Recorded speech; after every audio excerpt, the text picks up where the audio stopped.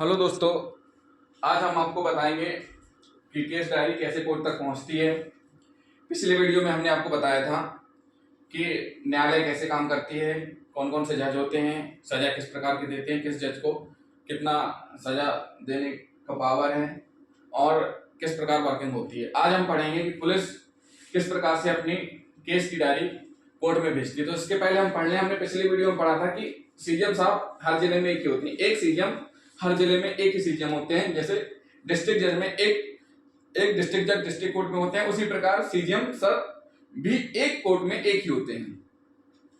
किस थाने की कौन सी कोर्ट लगेगी ये डिसाइड कौन करता है? सीजीएम साहब। देखिए, पुलिस थाने के पास कंप्लेन आई, सिविल लाइन देहात कोतवाली जीआरपी पुलिस थाना है, यहां पर कंप्लेनें हुई। अब ये जो भी सिविल लाइन देहात कोतवाली अपनी मर्जी से किसी भी कोर्ट में लेकर के मुलजिम नहीं जाएंगे, लेकिन 24 घंटे के अंदर पेश करना है। तो क्या होता है, सीजीएम साहब जो डिस्ट्रिक्ट न्यायालय में रहते हैं वो डिसाइड करते हैं, लिखा पढ़ी में एक ऑर्डर जारी करते हैं कि कौन सी न्यायालय किस थाने को देखेगी। तो सीजीएम साहब ने डिसाइड किया कि सिविल लाइन वो खुद देखेंगे, देहात के लिए उन्होंने डिसाइड कर दिया कि जेएमएफसी सेकंड साहब देखेंगे, कोतवाली के लिए डिसाइड कर दिया कि एसीजीएम देखेंगे और जीआरपी के लिए डिसाइड कर दिया जेएमएफसी फर्स्ट देखेंगे।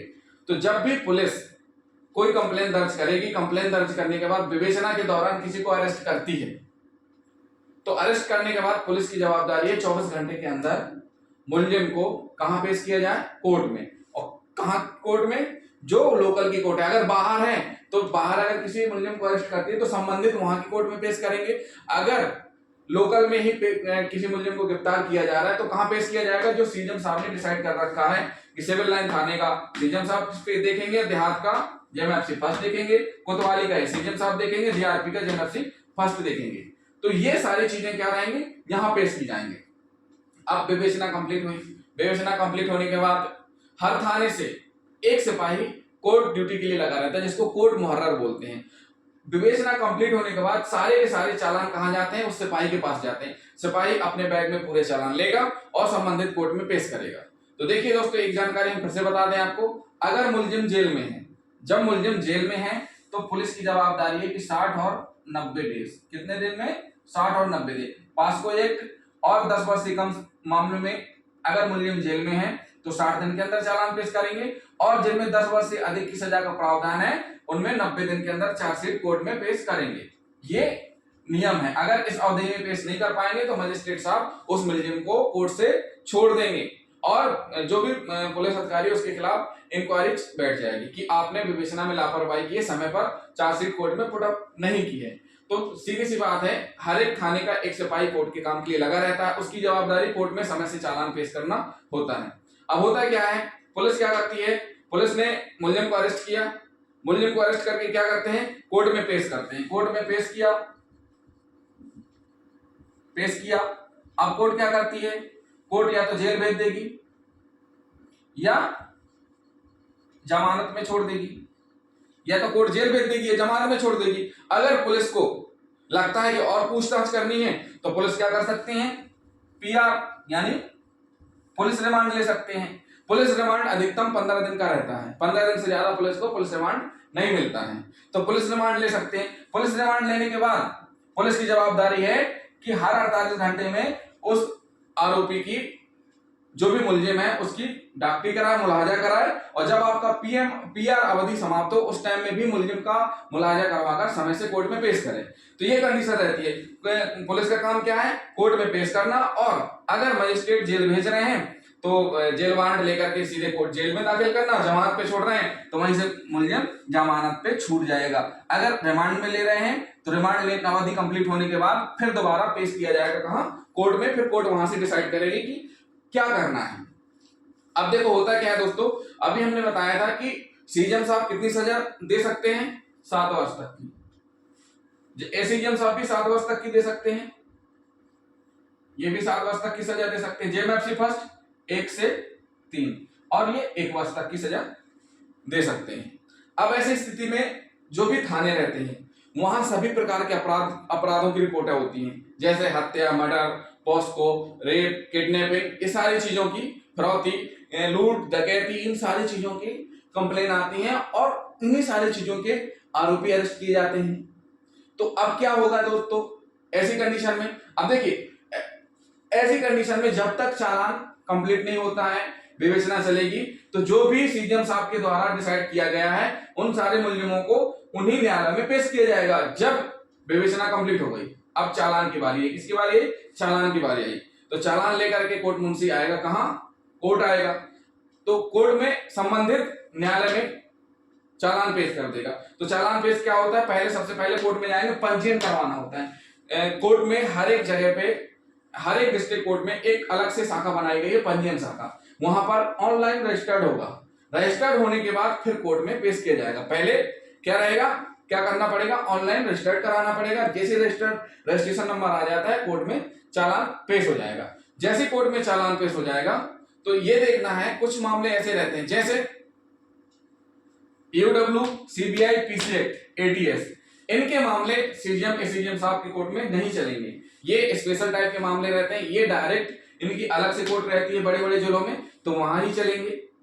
और अगर मान के चलो छोटे जिले हैं तो छोटे जिलों में भी डायरेक्ट वहीं पर ही चलेंगे। पूरी प्रोसीडिंग मुलजिम पेश करने से लगा करके जेआर और पीआर लेने से संबंधित सारी की सारी चीजें इन्हीं कोर्टों में की जाएंगी। फिर वहां जेएमएफसी एसीजीएम के यहाँ पेश नहीं किया जाएगा। कैसे मामले? EOW, CBI, PC act, ATS, SC act, POCSO act, ये सारे के सारे मामले कहाँ पेश किए जाएंगे? वहीं। लेकिन छोटे जिले जहां रहते हैं वहां पर क्या रहता है कि इतने सारे जज नहीं रहते हैं, तो वहां पर एडीजे स्तर के जज के पास ही पेश किए जाते हैं, जो कि एडीजे स्तर के जज रहते हैं, वो पीसी की कार्रवाई प्लस सीबीआई और सारी चीजें सुनते हैं।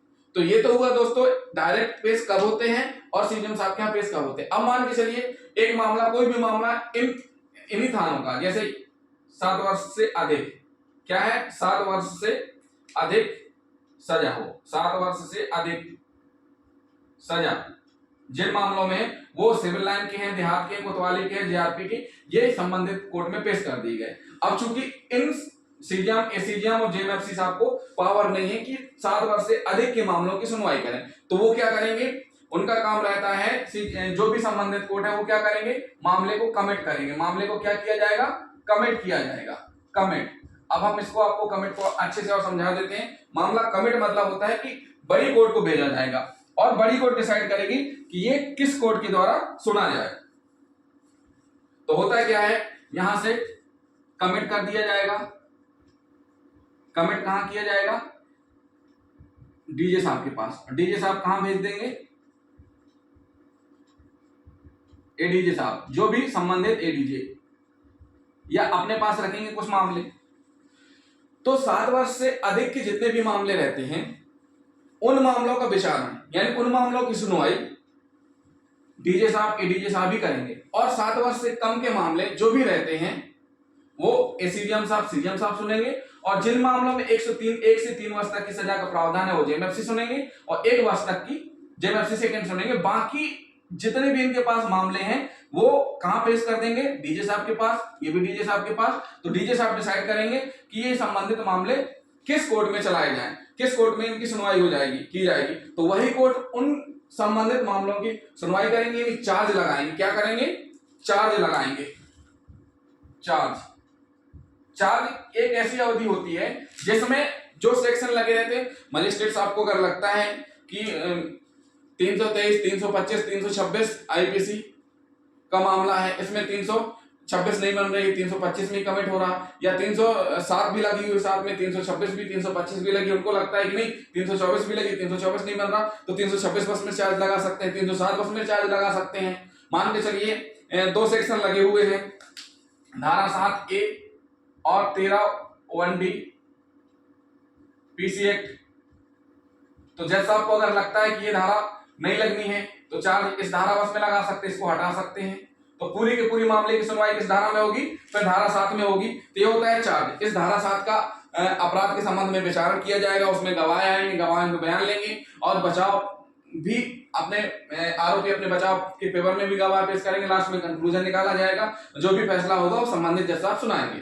तो दोस्तों ये तो हुई एक प्रोसीडिंग जो न्यायालय के अंदर चलती है, किस प्रकार कोर्ट की डायरी जाती है, कैसे पेश की जाती है और कौन से जज कितनी मामलों की, किस मामलों की सुनवाई करते हैं, कौन से मामले कमिट किए जाते हैं। तो दोस्तों हमारा वीडियो आपको पसंद आया तो हमारे चैनल को सब्सक्राइब करना ना भूलें। थैंक यू दोस्तों।